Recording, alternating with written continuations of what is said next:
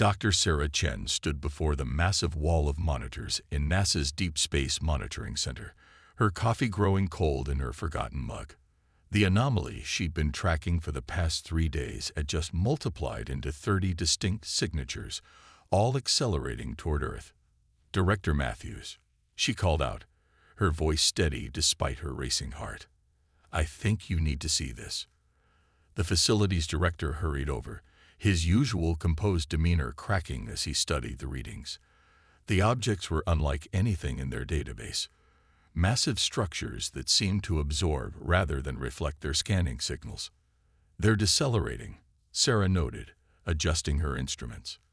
"And they're changing our atmosphere." Within hours, the world's top scientists confirmed her observation. The alien fleet wasn't attacking with conventional weapons. They were initiating a systematic transformation of Earth's atmosphere. Methane levels were rising at an impossible rate, while oxygen levels began to drop. In an underground facility beneath the Rocky Mountains, General Diana Torres received the report with grim determination. She'd spent the last decade preparing for first contact, but nothing had prepared her for this. The aliens weren't trying to destroy Earth. They were trying to remake it. "Show me the thunder," she ordered, following her aide through reinforced doors to a vast underground hangar. There, bathed in harsh artificial light, stood humanity's most ambitious military project, the ESS Thunder. The ship looked different from conventional military vessels. Its hull was covered in intricate patterns of copper and rare earth elements, forming complex geometric designs that seemed to pulse with subtle energy. It wasn't built to fire missiles or launch fighters. It was designed to harness and project electromagnetic energy on a massive scale. "Dr. Patel," Torres called out to the ship's lead scientist. "Tell me it's ready." Dr. Raj Patel emerged from behind a cluster of equipment, his usual cheerful demeanor subdued. "The EMP systems are at 89% efficiency. We've never tested them at full power. We couldn't without risking every electronic device in a 100-mile radius." "Those aliens are turning our air toxic," Torres responded. "We're out of time for testing." Above them, the first effects of the atmospheric change were becoming visible. Strange, greenish clouds formed in patterns too regular to be natural. Reports came in from around the globe of breathing difficulties and failing crops. The aliens' terraforming technology worked with horrifying efficiency. Captain Michael Okonjo, selected to command the Thunder, assembled his crew. They were an unusual mix. Combat veterans alongside theoretical physicists, all chosen for their ability to think creatively under pressure. As they boarded the ship, each understood they were humanity's last real hope. "The aliens are using some form of energy field to catalyze atmospheric conversion," Dr. Patel explained during the final briefing. "Our theory is that the Thunder's electromagnetic pulse system might disrupt their field generators, but the power required could fry every circuit on this ship," Okonjo finished, "including our own shielding." The crew worked through the night, making final modifications to protect critical systems. They installed redundant safeguards and manual backups for every vital function. If they were going to release an electromagnetic pulse powerful enough to affect the alien ships, they had to survive it themselves. In orbit, the alien vessels continued their work, their massive forms now visible from Earth as dark shapes against the stars. They moved with precise coordination, forming complex patterns that seemed to amplify their terraforming effect. Sarah Chen, now aboard the Thunder as part of the science team, made a crucial discovery during final preparations. The aliens' field generators. They're not just changing the atmosphere. They're using Earth's own electromagnetic field to amplify their effect. They've found a way to turn our planet's natural systems against us. This revelation sparked an idea. If the aliens could use Earth's electromagnetic field, perhaps the Thunder could do the same. They didn't just need to generate a powerful pulse. They needed to create one that would resonate with the planet's own magnetic field. As the Thunder rose from its underground hangar, breaking through the increasingly toxic atmosphere, Captain Okonjo addressed his crew.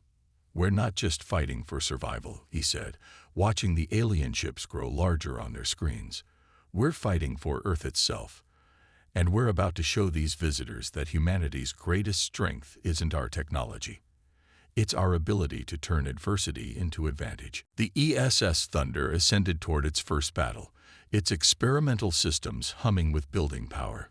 Above, the alien fleet continued its work, unaware that humanity had created something unprecedented, a ship designed to turn the fundamental forces of Earth itself into a weapon.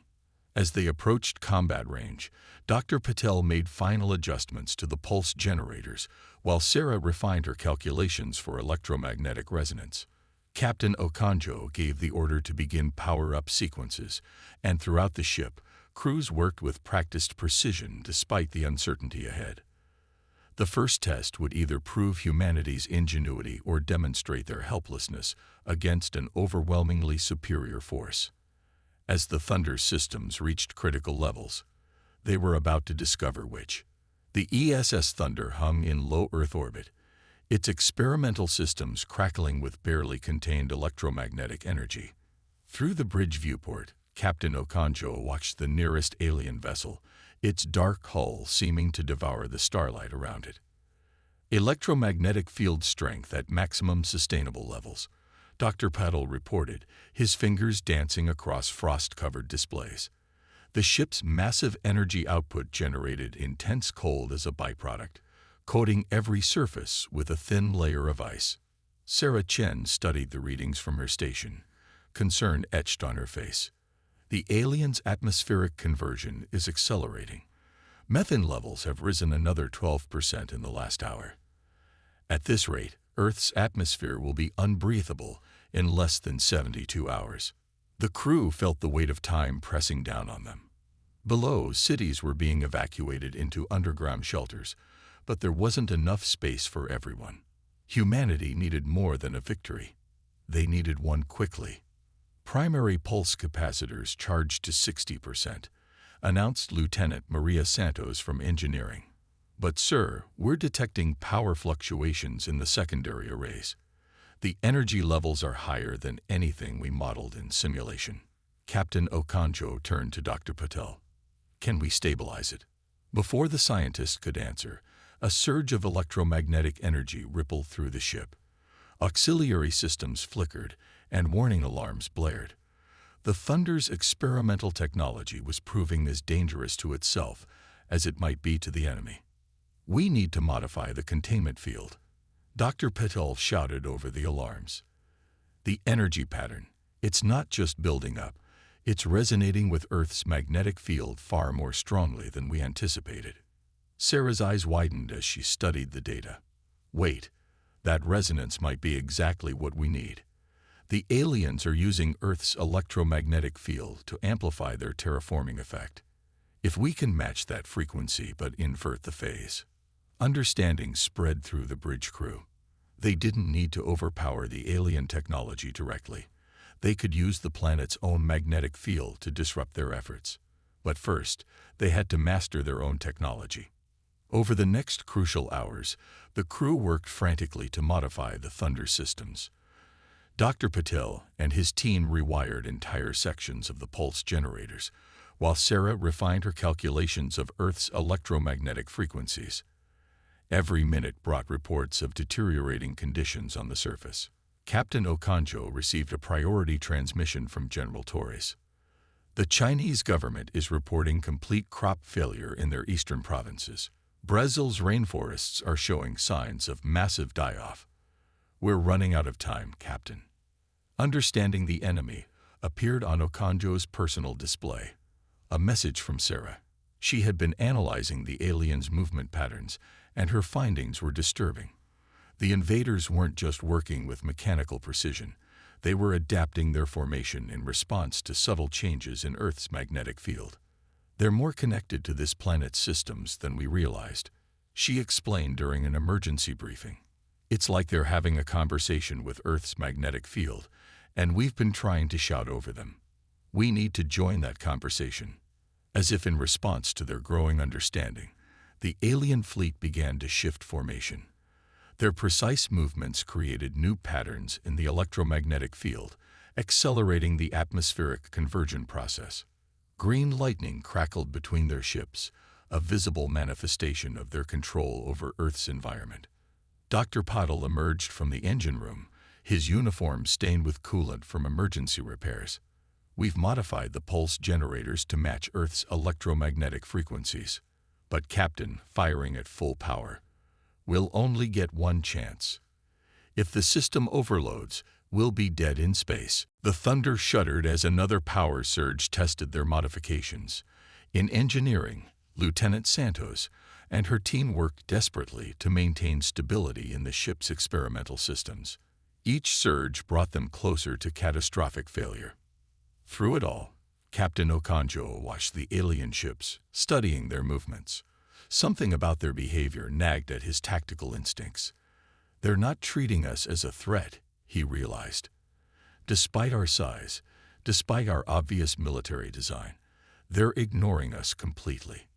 This observation sparked an idea. The aliens' confidence in their technological superiority might be their weakness. They had mastered Earth's electromagnetic field so completely that they couldn't conceive of anyone else understanding it as they did.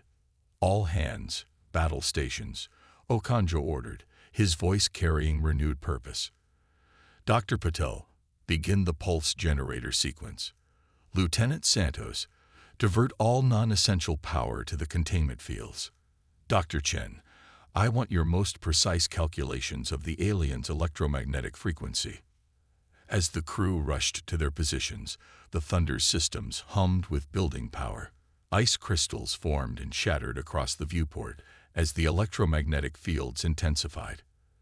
They were about to demonstrate that humanity's greatest strength wasn't just their technology. It was their ability to understand and redirect natural forces in ways their enemies never expected. The first test of their modified systems would either prove this theory or leave them helpless against the continuing transformation of their world. As the pulse generators reached critical levels, the crew of the Thunder prepared to join what Sarah had called the conversation with Earth's magnetic field, and they intended to speak with Thunder. The first pulse from the ESS Thunder lit up Earth's magnetosphere like a newborn star. The ship's experimental generators released their carefully tuned electromagnetic burst, sending ripples through the planetary magnetic field. For a moment, everything seemed to pause. Even the strange green lightning between the alien ships flickered and stalled. Energy pulse aligned with planetary field, Sarah Chen announced, her voice tight with concentration. Resonance patterns holding steady at predicted frequencies. The nearest alien vessel suddenly ceased its atmospheric conversion process. Its dark hull, usually so efficient at absorbing energy, began to shimmer with unexpected feedback. The Thunder's pulse hadn't just disrupted their technology. It had turned Earth's own magnetic field against their systems. Direct hit on their field generator, Dr. Patel confirmed, his displays showing cascading failures in the alien ship systems. Their atmospheric conversion field is collapsing. But victory was short-lived.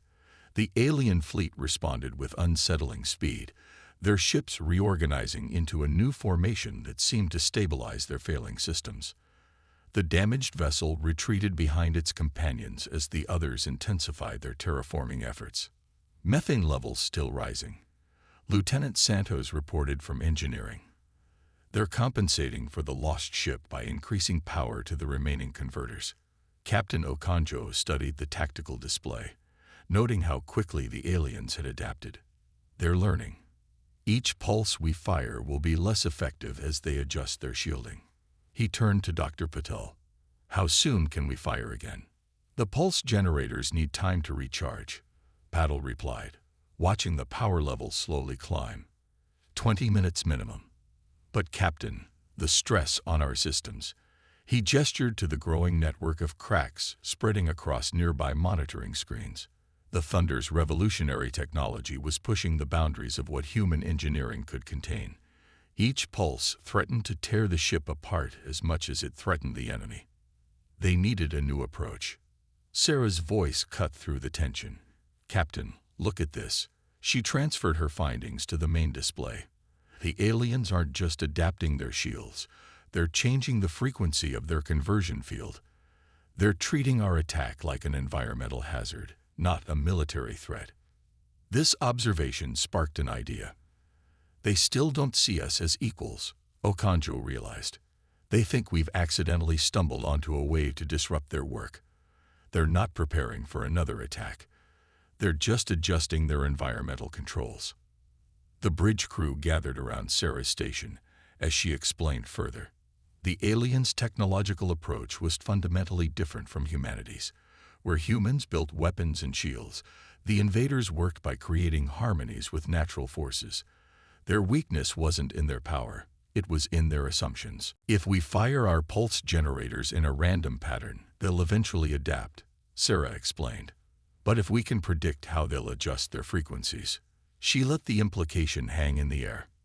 Dr. Patel caught on immediately. We could stay one step ahead of their adaptations, hit them with precisely tuned pulses that disrupt their new frequencies before they fully stabilize. The challenge was immense. They would need to calculate complex electromagnetic frequencies in real time while managing a power system that threatened to tear itself apart. But as Captain Okonjo looked at his crew, he saw not doubt but determination. Lieutenant Santos spoke up from engineering. We can reroute power through the auxiliary systems, buy us a faster recharge rate. It'll burn them out quickly, but do it, Okonjo ordered. Dr. Chen, start working on those frequency predictions. Dr. Patel, I need the pulse generators ready to fire the moment we have a solution. As the crew rushed to implement their plan, the alien fleet continued its work. The green lightning between their ships intensified, and new patterns formed in Earth's atmosphere. They were accelerating their efforts, perhaps sensing that humanity had found a way to resist. The thunder systems groaned under the strain of preparation. Ice formed and cracked across surfaces as power fluctuations created wild temperature swings. Warning lights flashed across every console, but the crew worked on, making calculations and adjustments with desperate precision. A message from General Torres flashed on Okonjo's screen. Multiple governments reporting total environmental system collapse. Major population centers beginning emergency underground evacuation. Whatever you're planning, Captain, do it soon. Sarah's voice cut through the tension. I have it. The pattern. It's not random. They're shifting through harmonics of Earth's magnetic field. We can predict where they'll go next. The Thunder's first strike had been powerful but crude. Their next attack would be surgical, precisely targeted to disrupt the aliens' technology at its most fundamental level. As the pulse generators powered up again, humanity prepared to demonstrate that understanding nature's forces was not the exclusive domain of their visitors. The alien fleet continued their work, unaware that their methodical approach to controlling Earth's environment was about to become their greatest vulnerability. The Thunder's crew had learned to speak their language, and they were about to shout. The ESS Thunder's second attack struck with devastating precision. 3 alien ships' conversion fields collapsed simultaneously as the electromagnetic pulse hit their predicted frequencies. The coordinated strike sent cascading disruptions through the invaders' carefully maintained formation. But the aliens' response was immediate and overwhelming. The remaining ships shifted their formation, forming a new geometric pattern that pulsed with sinister energy. Suddenly, the space around the Thunder lit up with a web of green energy. Multiple electromagnetic surges. Lieutenant Santos shouted from engineering. They're targeting our resonance frequencies. The Thunder shuddered violently as alien counterpulses hammered its shields. Systems failed across the ship as the enemy turned their terraforming technology into a weapon. They had finally recognized humanity as a threat, and they were responding with their full power. Hull temperature rising critically, Dr. Puddle reported, his voice barely audible over the groaning of stressed metal. Our electromagnetic shielding is failing. Captain Okonjo watched as his ship's systems crashed one by one. The aliens hadn't just adapted, they had reverse-engineered the Thunder's attack strategy and improved upon it. On the main viewer, he could see their ships generating waves of energy that matched and canceled out the thunder's pulse frequencies. Sarah Chen worked frantically at her station, analyzing the alien counterattack. They're not just blocking us, she realized. They're using our own pulse patterns to enhance their atmospheric conversion. We're actually helping them terraform Earth faster. The situation seemed hopeless. The Thunder's revolutionary technology had been turned against itself, and Earth's atmosphere was becoming more toxic by the minute. But as Okonjo watched the alien energy patterns, something caught his attention. "Dr. Chen," he called out, "what happens to their energy web when it interfaces with Earth's magnetic field?" Sarah quickly shifted her sensors to analyze the interaction. Her eyes widened as the data appeared. The aliens' counterpulses are creating interference patterns in the magnetosphere. They're having to actively suppress natural electromagnetic fluctuations to maintain control. Dr. Patel looked up from his damaged console. If they have to suppress Earth's natural field to maintain control. He paused, a dangerous idea forming. What if we stop trying to generate our own pulses and instead amplify Earth's natural electromagnetic fluctuations? The concept was radical. Instead of fighting the aliens with their own technology, they could turn Earth's natural defenses up to unprecedented levels. The planet itself could become their weapon. "Engineering," Okonjo called out. "Can we reconfigure the pulse generators to act as amplifiers instead?" Lieutenant Santos' voice came back strained but determined.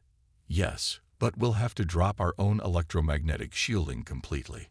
One hit from their energy web while we're exposed would tear the ship apart," Patel finished. "But if it works, we might be able to disrupt their entire network at once." The Thunder rocked with another hit as the crew raced to implement their desperate plan. Engineers worked in failing environmental systems, their fingers numbing as the ship's temperature control systems flickered.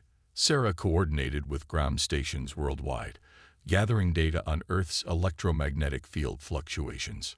Multiple breaches on decks 3 through 7, the damage control officer reported. "Emergency bulkheads holding, but we're losing structural integrity." Time was running out.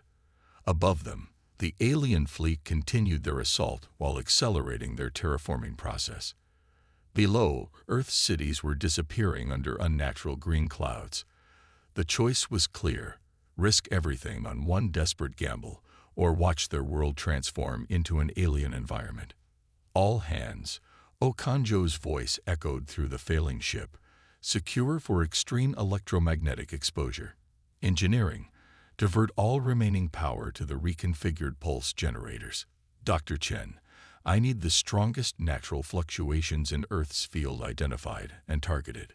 The crew worked with desperate efficiency, knowing each moment could be their last. As systems were converted and power redirected, the Thunder became dangerously vulnerable. The alien energy web pressed closer, probing their weakening defenses. Dr. Patel's voice cut through the chaos. "Amplification system ready." "But sir, the power requirements. We'll burn out every circuit in the ship. This is a one-way trip." Okonjo looked at his crew, seeing in their faces the same determination he felt. They had started this mission to save Earth, and they would finish it, whatever the cost. "Earth's magnetic field is surging," Sarah reported. "Natural fluctuations are peaking. It's now or never." The captain took one last look at the alien fleet, their dark ships still maintaining their perfect formation, still believing in their absolute control over Earth's natural forces. "Initiate magnetic amplification," he ordered. "Let's show them what Earth can really do." The Thunder's final act was about to begin, as humanity prepared to turn their entire planet into a weapon against those who would remake it. As the ESS Thunder systems engage, Earth's magnetic field responded with unprecedented force. The ship's amplifiers took the planet's natural electromagnetic fluctuations and magnified them to extraordinary levels. Auroras exploded across the globe, painting the sky with curtains of light that dwarfed any natural display in human history. Magnetic field amplification at 300% normal levels, Sarah Chen called out, her voice filled with awe. 500%, 700. The alien fleet's perfect formation began to waver. Their energy web, designed to control and suppress Earth's natural forces, started breaking apart under the overwhelming surge of electromagnetic power. The dark ships shifted and twisted, trying to maintain their control over the atmosphere. Their conversion fields are destabilizing, Dr. Paddle reported, working at his station despite the increasing heat from overloading systems. The atmospheric changes are beginning to reverse. But the Thunder was paying a terrible price. Throughout the ship, circuits burned out in cascading failures.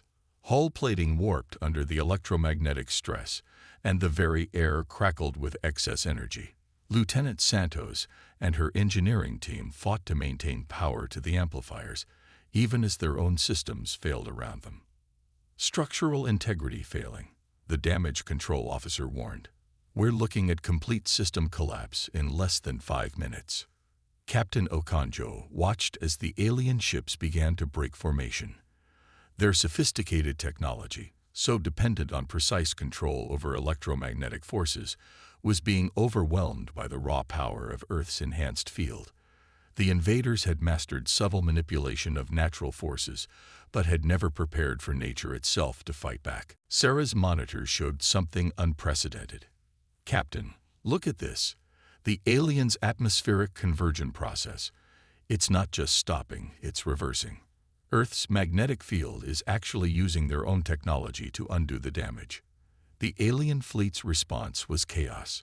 Some ships attempted to maintain their terraforming efforts, while others began emergency maneuvers to escape the overwhelming electromagnetic storm.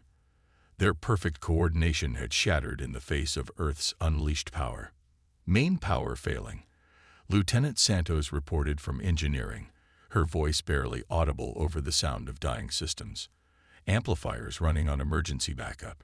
We have maybe 2 minutes left. But 2 minutes was enough. The alien fleet's formation had completely broken down, their ships scattering as Earth's magnetic field tore through their careful manipulations. The green lightning that had marked their control over the atmosphere flickered and died, replaced by the natural brilliance of a planet defending itself. Atmospheric methane levels dropping. Dr. Patil announced triumphantly. Oxygen content stabilizing. The terraforming process is reversing. The Thunder's hull groaned as more systems failed. The bridge was lit only by emergency lighting, and the spectacular display of auroras visible through the viewport. Captain Okonjo knew they had succeeded, but their victory would come at a cost. All hands, abandon ship, he ordered, even as he worked to maintain the amplifiers for as long as possible. Get to the escape pods. The Thunder's done her job. Now it's time to let her go. As the crew evacuated, the last readings from their sensors showed the alien fleet in full retreat. Their ships, once so threatening in their perfect geometric patterns, now fled in disarray from the electromagnetic storm they had helped create. Sarah Chen was the last to leave the bridge, pausing only to download the final sensor data. The information they had gathered about Earth's magnetic field and its interaction with alien technology would be invaluable, if they survived to study it. The escape pods launched just as the Thunder's last systems failed. From a safe distance, the crew watched their ship become the heart of an electromagnetic storm that continued to pulse through Earth's magnetic field. The Thunder had sacrificed itself, but in doing so, had shown the aliens a fundamental truth. Earth was not a passive planet waiting to be reformed. It was a living system, and humanity had learned to work with it rather than trying to control it. Hours later, as rescue ships collected the Thunder's crew, the last alien vessels vanished from Earth's orbit. They left behind a changed planet, not in the way they had intended, but changed nonetheless. Humanity had discovered a deeper connection to their world's natural forces and a new understanding of their place in the universe.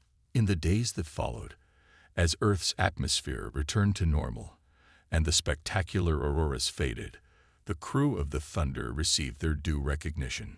But perhaps the greatest tribute came from Dr. Sarah Chen's final report to the United Nations. We didn't win because we had better technology. We won because we learned to listen to our planet, to work with its natural forces rather than trying to dominate them. The aliens sought to reshape Earth to their will, but in doing so, they taught us how to become true partners with our world. That may be the most important lesson of all. The ESS Thunder was gone, but its legacy lived on in a humanity that had learned to see their planet not just as a home to be protected, but as an ally in their journey to the stars.